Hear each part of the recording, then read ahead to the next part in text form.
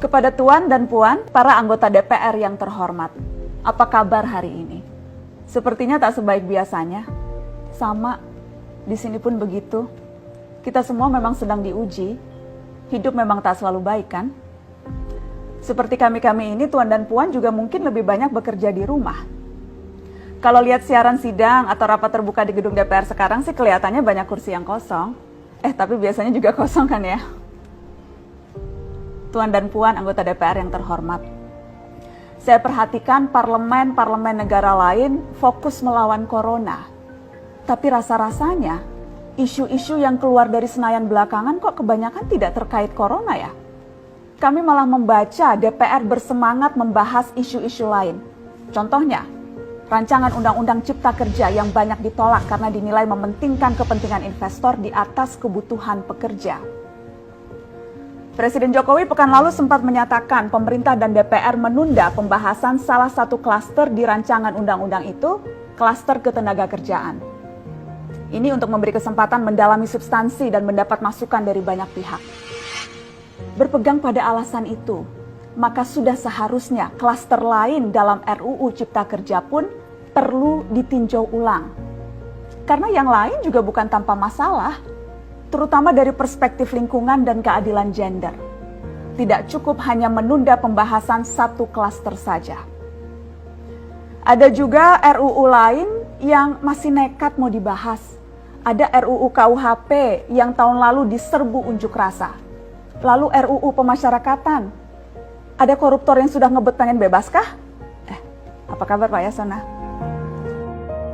Terus terang saja, membahas undang-undang yang menyangkut hajat hidup orang banyak di masa seperti sekarang ini terlalu mengundang curiga. Gara-gara pandemi yang pada jatuh cinta saja berani menunda nikah loh. Ini kok DPR buru-buru banget kayak lagi kejar setoran? Tidak ada undang-undang yang tidak penting, semua penting.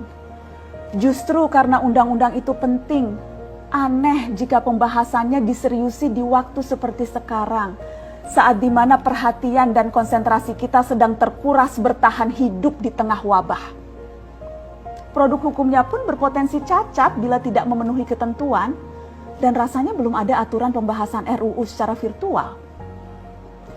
Jika ngotot menuntaskan Omnibus Law, atau RUU KUHP, atau RUU pemasyarakatan, jangan salahkan jika ada yang menilai DPR tidak menjadikan perang melawan corona sebagai prioritas.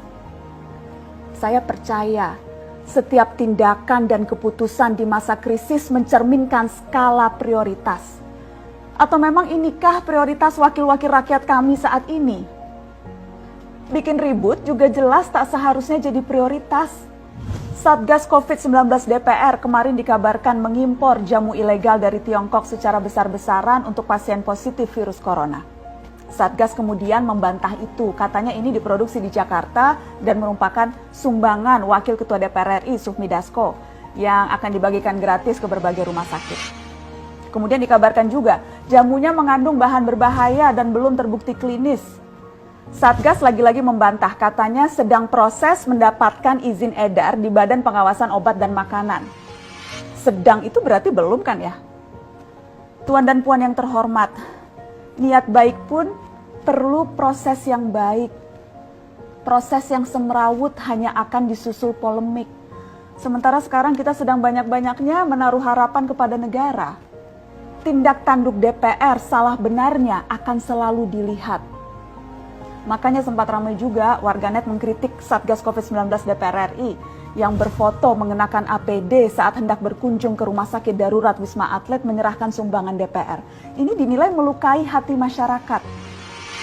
Tenaga medis kita saja bertaruh nyawa benar karena kekurangan APD. Tidak ada yang meragukan jumlah sumbangan DPR. Kami yakin pasti banyak, namanya juga DPR, beli ribuan rapid test saja mampu, ngeborong jamu apalagi. Tapi ini soal rasa dan empati.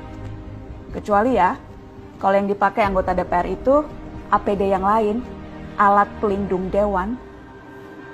Salam hormat dari kami yang kalian wakili.